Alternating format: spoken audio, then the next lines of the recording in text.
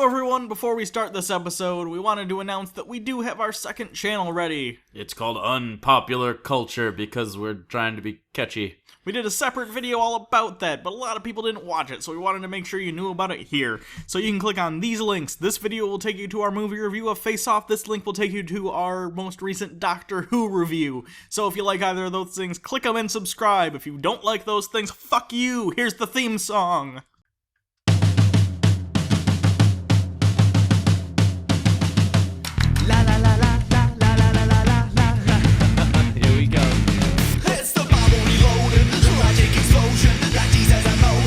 Hugo and Jake, the Bible is jaded, and most of the taken, so get educated with Hugo and Jake. Pull up you and stop what you're doing, it's Bible reloaded time. They call it debated, the theorists will hate it, I'm talking to taken, but it's Hugo and Jake. So on with the show then, it's not candy coated, it's the Bible reloaded, with Hugo and Jake, with Hugo and Jake. So hello everyone, I'm Hugo. And I'm Jake. And this is the Bible Reloaded. Yay. So last time we talked about the very famous story of David and Goliath. Yeah. Most people probably know that story, but what you might not know is all the events that take place after it, because that is not the only story in the Bible to include David, obviously. So we're going to be talking about that today. Yeah. So remember last time David defeated Goliath. Saul, the king at the time, took an interest in him and is now asking questions about him. Not a sexual one, okay? Pervs. So today we're going to find out what happens after Saul takes an interest in David and all the hijinks that occur. Yeah. We begin in 1 Samuel chapter 18, Saul's growing fear of David. After David had finished talking with Saul, Jonathan became one in spirit with David. Remember, Jonathan is Saul's son. Yeah. He loved him as himself. Whoa, that's heavy, man. Like, take a chill pill. This is like Titanic fast. Yeah. I actually saw a whole internet discussion on whether or not it's alluding to a homosexual relationship. I don't think it is. I think that's reading far too into it. I don't think so either, but we're gonna make gay jokes anyway. Loved him as himself. Did he jack him off? That was the one. That was it. That's a stupid joke. That's fine. It's okay. From that day, Saul kept David with him and did not let him return home to his family.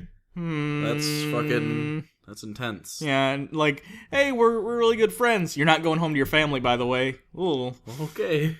And Jonathan made a covenant with David because he loved him as himself. Jonathan took off his robes he was wearing and gave it to David, along with his tunic and even his sword, his bow, and his belt. Okay, maybe it was warranted. A little bit, maybe.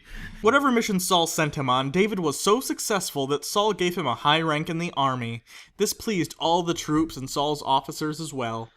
When the men were returning home after David had killed the Philistine, the women came out from all the towns of Israel to meet King Saul with singing and dancing, with joyful songs with timbrels and lyres.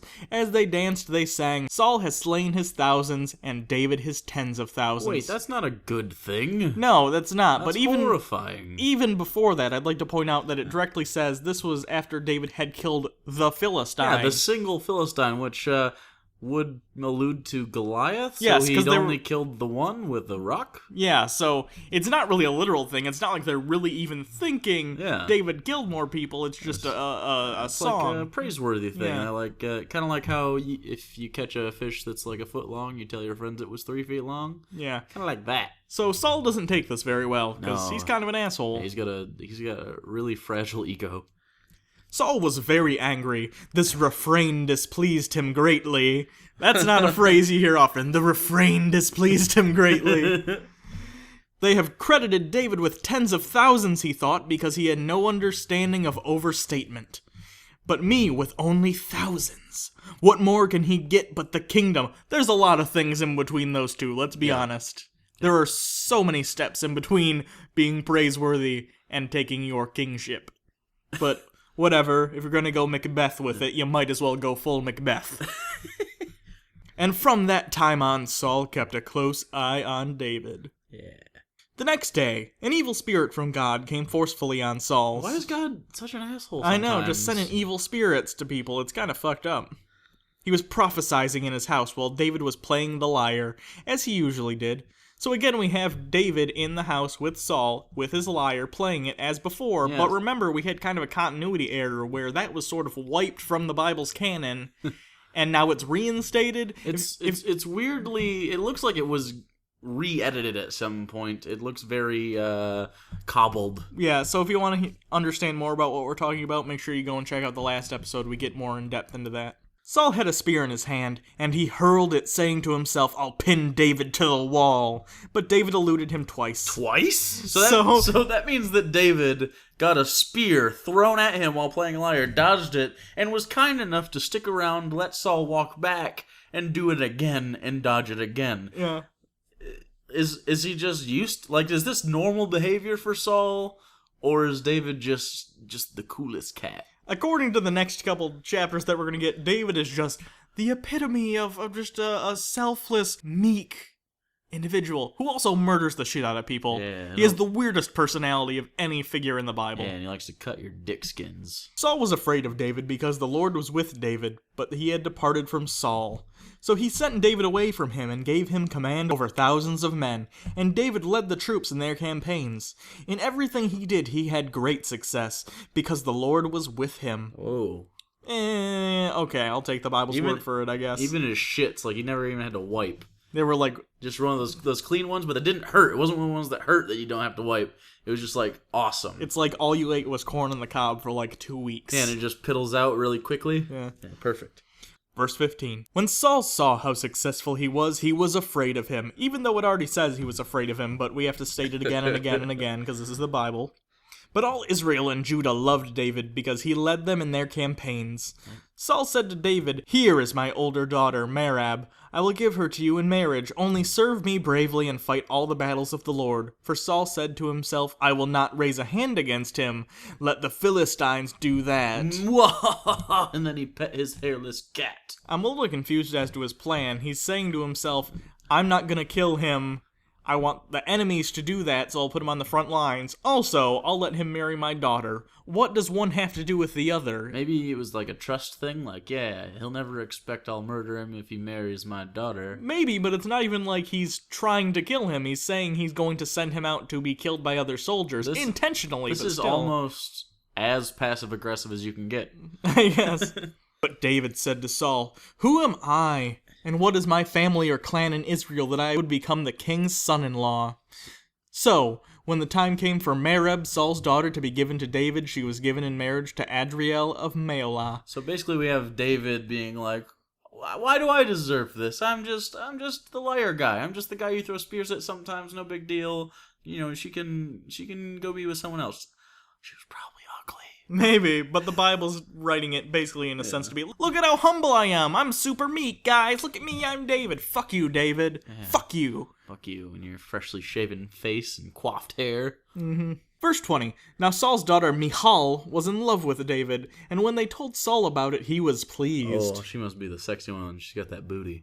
"I will give her to him," he thought, "so that she may be a snare to him, so that the hand of the Philistines may be against him." What? Because we all know soldiers do terrible when they have something to go home to, right? They have no motivation. So Saul said to David, "Now you have a second opportunity to be my son-in-law." Oh, yippee, I get to be the son-in-law of the guy who tried to kill me with a spear. Twice. Then Saul ordered his attendants, "Speak to David privately and say, 'Look, the king likes you, and his attendants all love you. Now become his son-in-law.'" This is some Godfather shit. I know.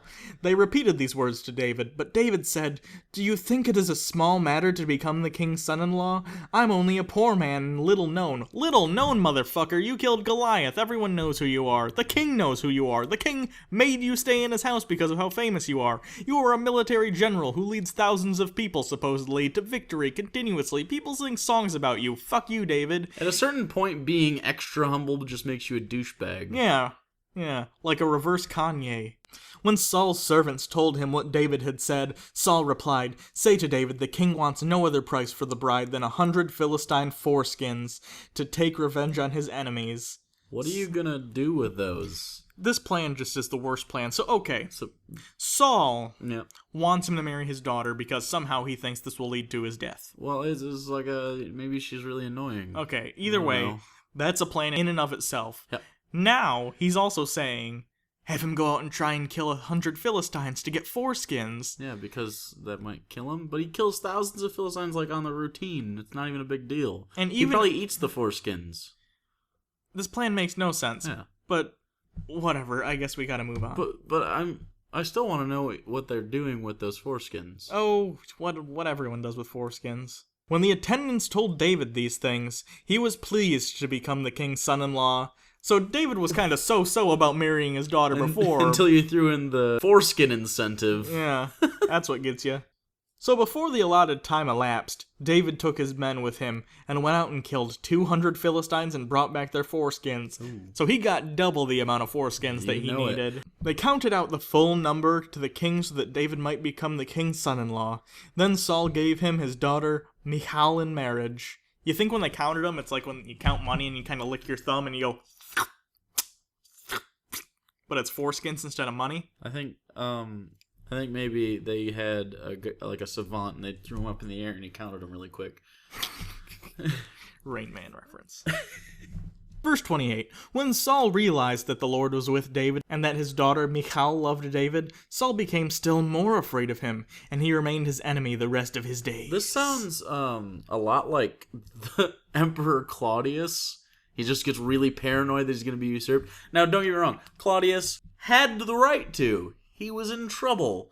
But this guy seems just like fucking like he writes on his wall and has like one of those giant web things that no one in real life actually does with the red string. Yeah. Yeah. The Philistine commanders continued to go out to battle as often as they did. David met with more success than any of the rest of Saul's officers, and his name became well known. Again? He's double famous. Super famous. So then we finish on chapter 19. Saul tries to kill David. No. Saul told his son Jonathan and all the attendants to kill David. All the attendants? All of them. Biscuit guy, kill David. He killed like 1,000 fucking Philistines. I'm just the biscuit guy. Kill him with biscuits. But Jonathan had taken a great liking to David and warned him, "My father Saul is looking for a chance to kill you. Be on your guard tomorrow morning. Go into hiding and stay there. I will go out and stand with my father in the field where you are. I'll speak to him about you, and will tell you what I find out." He's totally smitten. It's like that. It's like, I feel like the scene is almost like in Star Wars Episode 2, where Anakin and Amidala are in that field, and it's really cheesy and poorly written. Oh yeah, and then they roll around. They roll around. It's like, oh, I'll pull you down with me. Ah, Lucas can't write a screenplay. Jonathan spoke well of David to Saul his father and said to him, "Let not the king do wrong to his servant David. He has not wronged you, and what he has done has benefited you greatly. He took his life into his hands when he killed the Philistine," because, that's the one thing he's famous for, apparently. "The Lord won a great victory for all Israel, and you saw it and were glad. Why then would you do wrong to an innocent man like David by killing him for no reason?" Wow. Valid question, fucking kid. Are you kidding me? Saul's a fucking idiot. And for reference, this guy was the most reasonable character in the Bible thus far. Yeah, and which is bad. Shit just hit the fan at some point. He saw a giant die and it just fried his brain. Once more war broke out, and David went out and fought the Philistines. He struck them with such force that they fled before him. So another war, because there's wars all the time in the Bible, just constant wars. War, and then one will end, and then another one will start. What's the scale have to be for it to be considered an actual war? Isn't this more of like a street fight? I don't know. Maybe more of like, get off my corner, fucker, I'm selling meth. Tribal dispute, let's call it. Let's call it a tribal dispute. But an evil spirit from the Lord came on Saul as he was sitting in his house with his spear in his hand, while David was playing the lyre. Uh-oh, we've seen this situation before. Saul tried to pin him to the wall with his spear, but David eluded him, as Saul drove the spear into the wall. That night, David made good his escape. Yeah, because he's like, okay. 2 spears, fine. 3rd spear, I'm out of here. That's time to go. Saul sent men to David's house to watch it and kill him in the morning. Oh. Don't know why they were going to wait till morning. Just politeness. Just, let's let him get a good night's sleep. Maybe get some coffee in him. Let him start out his day right with a well-balanced breakfast. And then murder the fuck out of him! Yeah, pretty much. Drown him in his Fruit Loops. Yep. Kill him with a bagel? Biscuit guy. Yeah. But Michal, David's wife, warned him, "If you don't run for your life tonight, tomorrow you will be killed." So Michal let David down through a window, and he fled and escaped. Then Michal took an idol and laid it on the bed, covering it with a garment and put some goat's hair at the head. Why do they just have an idol? Isn't that like against the rules? Yeah, I don't know why. But I like that she also said, "This isn't very convincing. I better take some goat hair that I have lying around Why and do put they it at the have goat top." hair? Oh, who the fuck knows? Goat hair and idols. Those are the two staples of a home back then. When Saul sent the men to capture David, Michal said, "He is ill." Then Saul sent the men back to see David and told them, "Bring him up to me in his bed so that I may kill him." King Saul, isn't that a really terrible idea? No. Shouldn't we just bring him alone? And No, then you can... bring me his bed, because that is how it is worded in this script. Okay. I mean... It could be a mistranslation, but no, bring me in his bed. Saul said to Michal, "Why did you deceive me like this and send my enemy away so that he escaped?" Michal told him, "He said to me, 'Let me get away. Why should I kill you?'" So basically, Michal makes a lie up about, like, David threatened her. Verse 18, When David fled and made his escape, he went to Samuel at Ramah, and told him all that Saul had done to him. Then he and Samuel went to Noyath, and stayed there. Word came to Saul, "David is in Noyath at Ramah." So he sent men to capture him. But when they saw a group of prophets prophesying with Samuel standing there as their leader, the Spirit of God came on Saul's men, and they also prophesied. Weird. So they basically started speaking in tongues. Yeah. Also, God messing with free will. Saul was told about it, and he sent more men, and they prophesied too. Okay. Saul sent men a third time, and they also prophesied. Okay, usually this is where the punchlines hit Saul, so you gotta, like, it's 1, 2, then the punchline. You gotta get your structure right. Finally, he himself left for Ramah, and sent to the cistern at Seku, and said, "Where are Samuel and David?" Over at Noyath at Ramah. Wait, why is he sent them 3 times to the same location and then had to ask where to go? Yeah, I know. Dude's fucking crazy, man. So Saul went to Noyath at Ramah, but the Spirit of God came even on him, and he walked along prophesying until he came to Noyath. He stripped off his garments, and he too prophesied in Samuel's presence. He lay naked all day and all night. This is why people say, "Is Saul also among the prophets?" 2 things here. 1, God is really, really good at laying prophesizing booby traps. Yeah. 2, this is the second time they've given an origin story for the phrase, "Is Saul also among the prophets?" Which is apparently a Hebrew saying. I have no idea, but it's saying it is. It's a contradiction. Because in 1 Samuel chapter 10, verse 13, that was when he first became anointed to become king, something similar happened, and they say that's why they say, "Is Saul also among the prophets?" Right. But now they're saying they say it because it happened here. For any of you who saw the Drunken Peasants podcast, you guys should ask G-Man about this. Yeah, the contradictions of the Bible are just out of control. Hashtag it's on the same page. So, I think that's it for this episode. Thanks everyone for watching. Next week we're going to get some more Bible stuff. Woo! Because that's pretty much every week. That's what we do, more David stuff. We're going to be with David for a while, which is actually good because his stories are actually entertaining. Yeah.